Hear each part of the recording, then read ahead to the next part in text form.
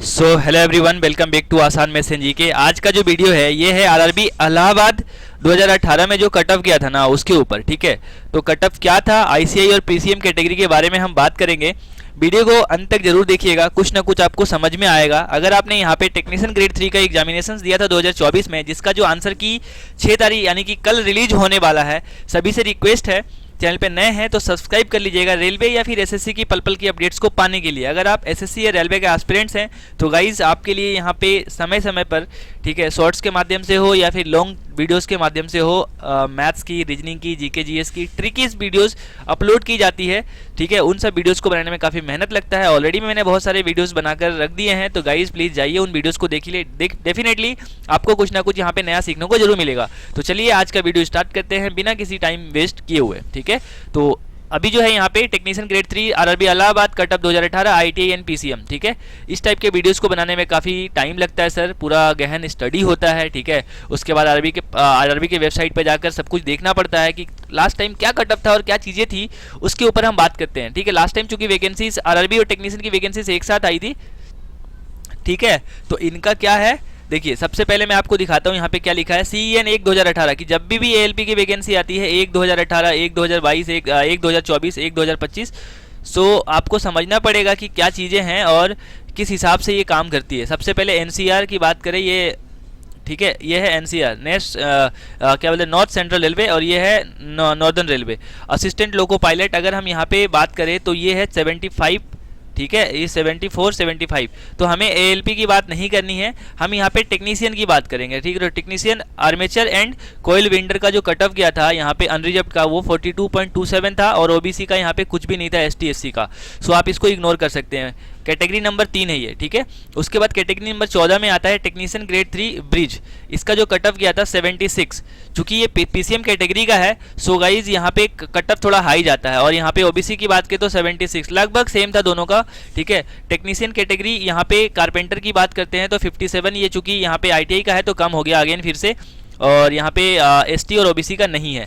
Carpenter again आता है यहाँ पे क्या कहते हैं उसको, कैटेगरी नंबर 19 में, तो यहाँ पे ओबीसी का 46.57 है, और यहाँ पे एसटी का दिया है 41.09, और अनरिजर्व्ड और एससी का नहीं है। नेक्स्ट आता है कैरेज एंड वैगन।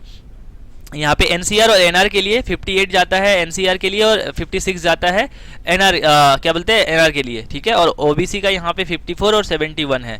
ठीक है, सो गाइज ये है डीजल इलेक्ट्रिकल, डीजल मैकेनिकल। क्योंकि डीजल मैकेनिक के जितने भी एस्पिरेंट्स हैं ना, उनको बहुत ज़्यादा यहाँ पे वीडियोस नहीं मिलेंगे यूट्यूब पे, तो मैंने सोचा कि ठीक है, जितने भी हमारे व्यूअर्स हैं अगर यहाँ पे डीजल मैकेनिक से उन्होंने आईटीआई कर रखा है तो उनके लिए भी एक वीडियो होना चाहिए। 73 कट ऑफ गया था, चूंकि बहुत हाई कट ऑफ है डीजल मैकेनिक का, 73, फिर 70, फिर 70, फिर 68। सो गाइज आपको इस नंबर को देख के बहुत ज़्यादा होपलेस नहीं होना है। It's everything related to your क्या कहते हैं उसको, वैकेंसीज। ठीक है, और पेपर का लेवल और कितने लोग यहाँ पे उसके लिए एलिजिबल है। ठीक है ना, सो अगर सपोज दैट यहाँ पे वैकेंसी ही है 435, ठीक है, सपोज दैट 435 वैकेंसी है टोटल, जिसमें डीजल मैकेनिक की वैकेंसी है सिर्फ 26, और डीजल मैकेनिक के लिए ही यहाँ पे 200 से ज़्यादा क्वालिफाइंग लोग हैं, और उसका कट ऑफ सबका 70 प्लस आ रहा है। ठीक है, सो गाइस उनको 200 लोगों में से ही 26 लोगों को सेलेक्ट करना पड़ेगा जो इससे ऊपर वाले होंगे। ठीक है, तो इस तरीके से कट ऑफ डिसाइड होता है, और ये जो है ना ये फाइनल है। Regular cut off marks for dB, document verification जब लग जाता है ना तो ये फाइनल कट ऑफ है, इसके नीचे और ऊपर कुछ भी नहीं होता। ठीक है ना, सो आप नेक्स्ट आते हैं इलेक्ट्रिकल वर्कशॉप के लिए तो 79 जाता है, फिर पावर के लिए आते हैं एनआर और एनसीआर में तो 70 और 68 है, ओबीसी का 68 है दोनों का। ट्रेन लाइटिंग की बात करें, जो मतलब ट्रेन में लाइटिनिंग का जो काम करेंगे, 68.95, 68.20, और ओबीसी की बात करें तो 68.23 और 67.93, यानी कि 68 आप कह सकते हो। उसी प्रकार से इलेक्ट्रिकल टीआरडी की बात करें तो 73 अनरिजर्व्ड का है, ओबीसी एसटी एससी का कुछ भी नहीं है। नेक्स्ट आता है टीआरडी ओएचई में 67.68 और 67.15, और ओबीसी की बात करें तो 67 और 66 है। इट मीन्स कि कहीं ना कहीं 65, 67, 68 के आसपास ही रह रहा है। अब फीटर कैटेगरी की अगर हम बात करते हैं तो फीटर में सर यहाँ पे देखेंगे NCR NR NCR NR NCR, तो ये कोड है यहाँ पे 58, 59, 59, 61, 61, 62। ठीक है, तो यहाँ पे देखिए 65.93 आ गया अनरिजर्व्ड का, 62.54 आ गया, 59.05, 80.23 और 61। तो ये 80 वाला है, थोड़ा सा रेड जोन में रहता है हमेशा से।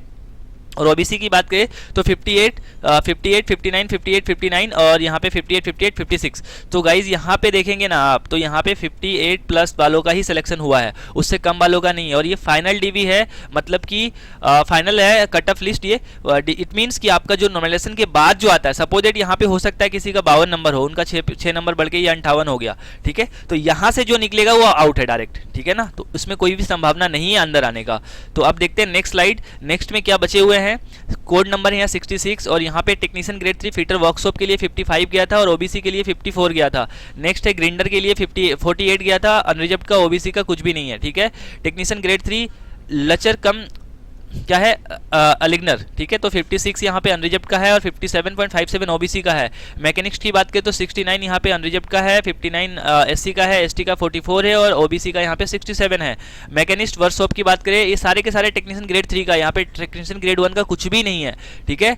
और यहाँ पे 68 जाता है, 68.91 जाता है अनरिजर्व्ड का और 66.38 जाता है ओबीसी का। मैसोन की बात करें तो 48 यहाँ पे सिर्फ अनरिजर्व्ड का है, 51.37069 यहाँ पे है जो मिल राइट का, ठीक है। मोटर व्हीकल ड्राइवर कम मैकेनिक्स का है 64 और ओबीसी का कुछ भी नहीं है। उसी प्रकार से मल्टी स्किल फिटर का है 76.44 अनरिजर्व्ड का है ये, और एसटी एससी ओबीसी का कुछ भी नहीं है। पेंटर की बात करें तो 60 जाता है। पाइप फिटर की बात करें तो अनरिजर्व्ड का भी नहीं है, ओबीसी का भी नहीं है, एसटी का भी नहीं है, सिर्फ एससी का है यहाँ पे 40। उसी प्रकार से पंप ऑपरेटर की बात करें तो 51.69 जाता है और 27 यहाँ पे एसटी का जाता है, ओबीसी और एससी का कुछ भी नहीं है। रिमोट कंट्रोल टीआरडी अगेन ये जो है ना, ये पीसीएम कैटेगरी का है, सिग्नल यहाँ पे पीसीएम का है, फिर से सिग्नल यहाँ पे पीसीएम का है। तो ये जो है ना 4 के 5, ये देखिए ये 5 के 5 जो है ना, ये सारे के सारे यहाँ पे पीसीएम कैटेगरी वालों के लिए। तो 90.74, 90.27, 89.82 और 90.26, चूंकि सिग्नल है और टेलीकम्युनिकेशन है, ये जो है ना एसएनटी सिग्नल एंड टेलीकम्युनिकेशन, ये हमेशा से पीसीएम का रहा है। अगर यहाँ पे पीसीएम का कटअप इससे ऊपर जाएगा, ठीक है, तो यहाँ पे चांसेस हैं कि उनका ही होगा जिनका मार्क्स ज़्यादा होगा। इससे कम अगर किसी का होगा तो सर भूल जाइए कि आपका पीसीएम कैटेगरी से होने वाला है, ठीक है। 88 ओबीसी का है, 88, 87, 88 और 92, ठीक है। अब ट्रैक मशीन की फिर आते हैं तो 70 आ गया, क्योंकि आईटीआई का पोस्ट है। तो आईटीआई में लगभग यहाँ पे 68, 70 के आसपास अगर है तो बहुत सारे जोन में तो यहाँ पे 40 पे भी सिलेक्शन हुआ है, ठीक है। जैसे गुवाहाटी हो गया, जैसे भुवनेश्वर हो गया, ठीक है, जैसे बिलासपुर हो गया। तो ये सारे जो जोन है यहाँ पे थोड़ा सा ग्रीन रहता है, क्योंकि यहाँ पे एप्लीकेंट भी बहुत कम जाते हैं। गुवाहाटी कौन ही जाना चाहता है, जम्मू कौन ही जाना चाहता है। तो these are the red zone, green zone areas, so you can choose. जब आप भी अप्लाई करते हो ना एलपी या टेक्नीशियन का, तो आपको सबसे पहले ना जोन चूज करना पड़ता है। आपने अगर पहले से ही अजमेर चूज कर लिया, आपने पहले से ही इलाहाबाद चूज कर लिया, आपने पहले से ही पटना चूज कर लिया, मालदा चूज कर लिया, कोलकाता चूज कर लिया, तो थोड़ा सा डिफिकल्टी लेवल हो जाता है। Difficulty level in the sense कि आपको अपना जो आईक्यू लेवल है ना बहुत ऊपर करना पड़ेगा, ठीक है। सो अब आते हैं ट्रिमर का 62.55। देखिए गाइस, इस टाइप के वीडियो को बनाने में बहुत मेहनत लगता है, तो लाइक कर दीजिएगा। चैनल पे नए हैं तो सभी से रिक्वेस्ट है मेरा एक बार कि सब्सक्राइब कर लीजिए, ठीक है। सब्सक्राइब करेंगे तभी यहाँ पे लोग यहाँ पे इंक्रीज होंगे, और जब इंक्रीज होंगे तो मैं बहुत कुछ कर पाऊंगा, ठीक है ना। टर्नर की बात करें तो 73.34। अभी यहाँ पे मैं परसेंटेज का complete basic to advance level का लेके आने वाला हूँ। 2 दिन में सिर्फ बेसिक समझाऊंगा, जो भी परसेंटेज आज तक नहीं समझ पाया ना उन सभी को परसेंटेज समझ में आएगा। Group D, NTPC, under graduate level और ग्रेजुएट लेवल किस टाइप के सिंप्लीफिकेशन के क्वेश्चन आते हैं सारा का सारा यहाँ पे करवाने वाला हूँ। कोई फीस नहीं देनी है आपको, और पूरा का पूरा मैं क्वेश्चन सोल्यूशन कराने वाला हूँ। 133 शिफ्ट से भी प्लस का होगा एनटीपीसी का शिफ्ट, ठीक है। सो आपको बिल्कुल भी इधर उधर भागना नहीं है, पैसे कहीं भी खर्च नहीं करने हैं। वेल्डर की बात करते हो तो वेल्डर का 50 आ गया यहाँ पे, 44 है, 43 है, 57 है। ओबीसी की बात करें तो 43, 33, देखिए सर 33 नंबर में भी सिलेक्शन हुआ है एनसीआर में। तो गाइज वेल्डर वालों का कटअप बहुत कम जाता है, सबसे कम अगर किसी का कटअप जाता है तो वो होता है वेल्डर, क्योंकि वेल्डर वाले ना यहाँ पे लोग वेल्डर से करते नहीं है, बेसिकली यहाँ पे फिटर, इलेक्ट्रीशियन, ठीक है। और नेक्स्ट जो आता है ये आता है यहाँ पे diesel mechanic. Technician grade 3 welder workshop के लिए 41 गया और 30 नंबर पे भी सिलेक्शन हुआ है सर। तो आप इससे अंदाजा लगा सकते हैं कि कंपटीशन बहुत ज़्यादा नहीं है, बस आपको सही चीज़ें पता हो। जॉब लेना है और कंपटीशन करना है, तो इन दोनों में फ़र्क होता है, ठीक है। अगर आप जॉब लेने के बारे में सोचते हो तो डेफिनेटली आपको जॉब मिल जाता है। ये जो था सर, ये था आरआरबी इलाहाबाद का, ALLAHBAD, ठीक है।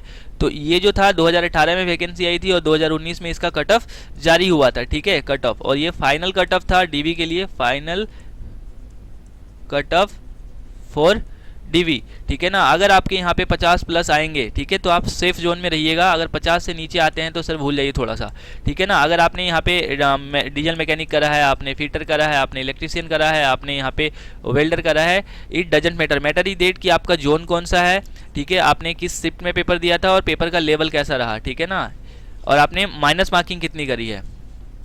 सो गाइज वीडियो काफ़ी लंबा हो जाएगा, ये 6 से 7 मिनट का ऑलरेडी बन चुका है। सभी से रिक्वेस्ट है कि चैनल पे नए हैं तो सब्सक्राइब कर लीजिएगा, वीडियो पसंद आए तो लाइक कर दीजिएगा और इस वीडियो को मैक्सिमम लोगों तक शेयर जरूर कीजिएगा। टेलीग्राम को ज्वाइन कर लीजिएगा, लिंक डिस्क्रिप्शन में है। मिलते हैं किसी नेक्स्ट वीडियो में, तब तक के लिए अपना ख्याल रखिएगा। जय हिंद, जय Bharat, thank you very much.